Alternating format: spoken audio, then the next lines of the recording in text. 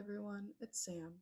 I made this fast-paced video of showing how I sew together one of the tote bags I plan to sell sometime soon as well as the tarot holders, but an hour-ish before I started filming we made the hard decision to put our cat Mochi down. So while making this video I was really upset and depressed, and I definitely show it on my face in this video and when I feel that way in general. This video is going to be another way for me to express my hard feelings about putting my cat down and what I'm trying to do to cope and how I'm going to get through the grief of losing a pet, all while trying to also tell you about the story of her life and the way that I am honoring it. So if this topic triggers you, then I'll see you in the next one. Thanks for stopping by. We got Mochi from a farm of a friend 7 years ago. She was the runt of her family, the cutest little thing, and the first picture we ever took of her, she smiled. I have it on my phone. It was about 7 years ago. It was so cute. Um, I loved how vocal she was and how her meows were so tiny and cute.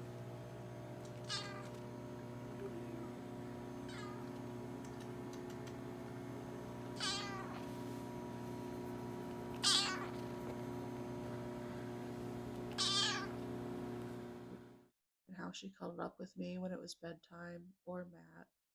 And when he came home, she would run to him for pets.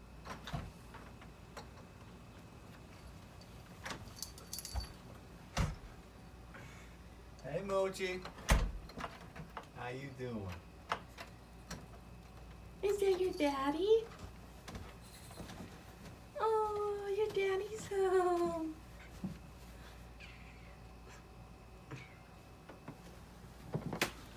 You've been in terror, have you?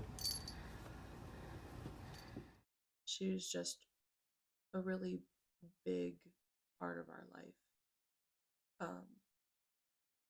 I just loved her so much, and so did our other cat, Mavis. Mavis has been through a lot too. Um, I had a friend about 13 years ago who found Mavis in the woods on a hike. She was almost skin and bones, had not been eating for a while, and I took her in at that time with my other cat, Kovu.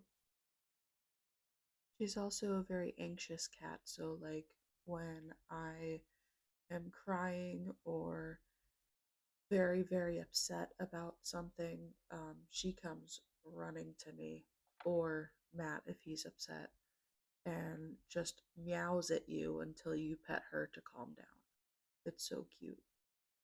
But, anyways, so when I had taken Mavis in with Kovu at that time, they bonded instantly and were really like true best friends. They were cuddling and licking each other's faces and stuff like that, and hanging out and playing and stuff.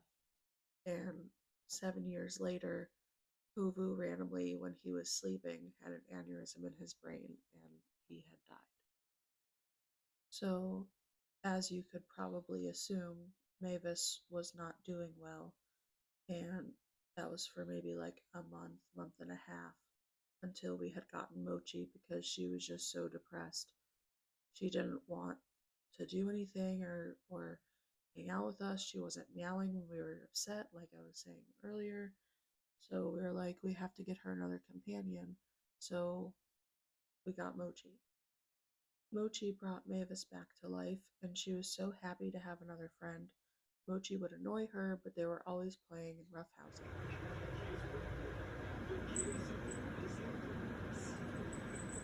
Very rarely would they lay down next to each other and sleep, but when they did, I would take pictures, and they were so cute. They would kiss, like with their little nosy touches and stuff. It was just so cute. Um, there was maybe like 3 times of that at the most in their relationship, but it was always so sweet. Um, I just I miss that. If you were to like fast forward to a year ago, Mavis at that time was losing weight fast and wasn't eating and couldn't figure out what was wrong. And so we took her to the vet, and turns out she had hyperthyroidism. And at that time, Mochi was still healthy, and that was about a year ago. We're feeding Mavis medicine food now, the Y/D food from Hills. It's been a little over a year now, and she's doing so much better. And like I said, Mochi could tell that we were worried about Mavis, and I'm so glad that Mavis got better. And that's the part where Mochi, around this last Christmas, started to fall apart. So, like I said, this last Christmas, we had left for family time. We were gone for about 6, 7 hours. And in that time, we're not sure what really happened, but as soon as we got home, Mochi was having seizures. And we took her to the vet, and she'd been put on gabapentin 2 times a day. I think it was 250 milligrams for the full dose, or for the full 30-ish days that we gave it to her every month. And since January, she's been slowly losing weight and her muscles were slowly not working. And by last week, she couldn't walk by herself anymore because she kept falling over. I was feeding her every meal and taking her to and from where she needed and wanted to go, but it wasn't enough. She wasn't happy and she was suffering. So we made the decision to put her down. And ever since last Wednesday, I haven't stopped thinking about her. We brought home Mochi's fur from the vet that day. They were very kind and said, when you come in, if you want to take some fur with you back home, that we just had to ask the day that we went. So we did that, and they put it in a little heart tin, and it was so cute.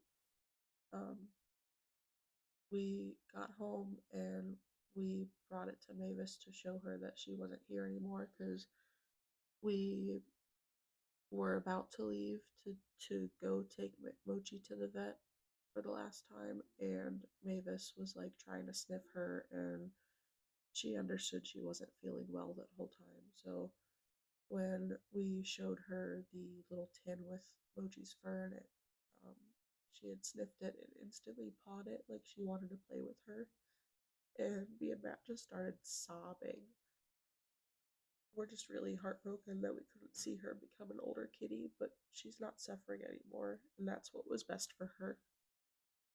So I'm having a hard time coping as I'm trying not to call out her name anymore to find her when as soon as we get in the house. I'm like, Mavis Mochi, but now I can't say Mochi, and that's just really hard. A couple days ago, I forgot she wasn't here, and I started crying because it's just so hard to not have her to hold and kiss and play with anymore.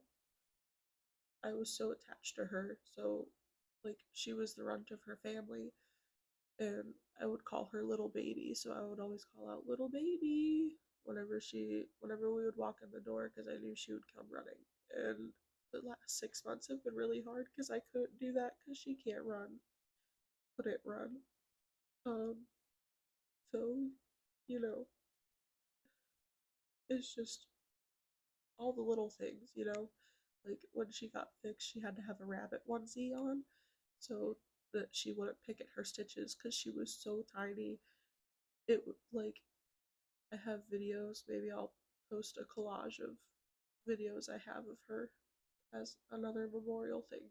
But I don't know. She was just so sweet and cute. She is being a thief. Stop it. Stop. Let go. Let go. She's being a thief. You see this? Temptation. I put this here and this here so she wouldn't try and get them, and she's still trying. Stop. Thief. Thief. Use a thief. No, you cannot have any. Uh-uh. Thief. Quit. Stop it. Hey! Stop. Hey, stop it. You're being so bad. One thing I'm trying to do to cope with Mochi not being here is to sit here and do this video and talk about her and push myself to do it. If I don't talk about it, I will internally, emotionally beat myself up and go into hiding in my mind, per se, and not do anything productive.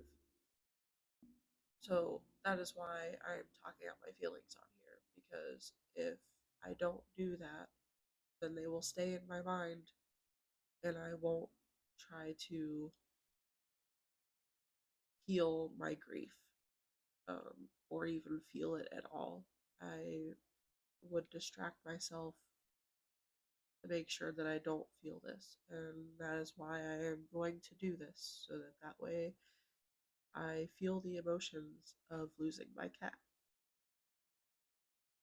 Another coping strategy that I'm doing is playing cozy video games. Um, I love playing video games in general, but cozy games are easier to play in terms of emotional situations, like adding an extra cat stuff to my houses in my games, or making a cat sanctuary on Animal Crossing and just having the animals on that game be only cats, and things like that. Um, that helps me. It comforts me in knowing that I can still, in quote, hang out with Mochi. It's healthy to have an outlet where you don't feel shame or judgment pretending that in another universe or in a game that your pet is still here with you. Playing with Mavis also helps me process Mochi not being here, as Mavis is just as important, obviously, and needs love and attention as well. Um, but now she just gets all of it, and I know she's gonna soak all that love up. Hopefully, we can get her a new companion soon, just because I know that she's lonely and she acted this way when Kovu died. So I know that she knows that she's gone, and I'm hoping that sometime soon we can get her another companion, because Mavis has been through enough. She needs another person to play, or another cat to play with. Another way that I'm coping is taking this free time of not caring for Mochi as intensely as I was, as in force feeding her, making sure she actually eats food, taking her to the bathroom, um, making sure she's not falling over or falling off things, making ramps for her, making stairs for her, stuff like that. I have been not sewing my tote bags as much because I've been caring for her a lot. It took up a lot of the hours of the day.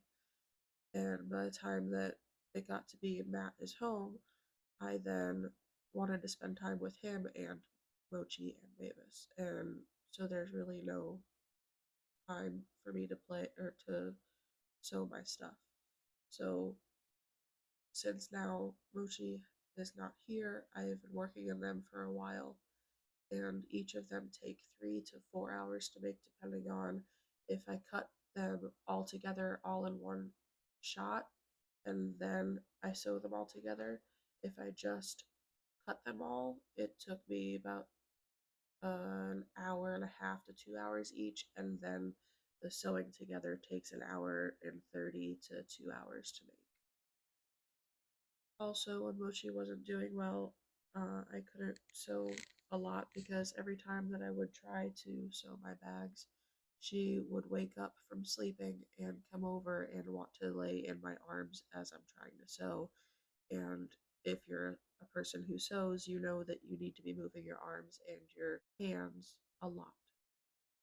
Lastly, I have made a small section on a shelf of her paw prints, fur, and urn, and Kovu's fur and urn. I also have my big grandma's little memorial card, as well as Titanic VHS, because she loved that movie. And I also have Matt's grandpa's memorial card in that same section. So it's kind of like an altar for ancestors and for um, animals who have passed. And I have decided that keeping them there all together whenever I'm sad is a healthy coping mechanism for a place I can go to cry when I am upset about any of the four. Um, I just want everyone to know that you're allowed to be sad about losing a pet, You're allowed to scream and cry.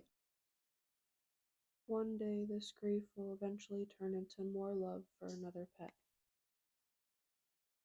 and making more memories with that one and taking pictures. We show emotions not as a weakness but a strength. It's hard to accept having emotions for some people. If you keep all the in quotes bad emotions inside, you won't start to heal from the things you have been through. Talking about hard things is tough to do, but we can get through it together. One day at a time, one step at a time. I am taking my time processing what it means to grieve for my cat, and I know it will take a long time to not instantly cry about losing her, but I also know that I at least got to love her while she was here. And so did Mavis, and so did Matt, and so did my mom.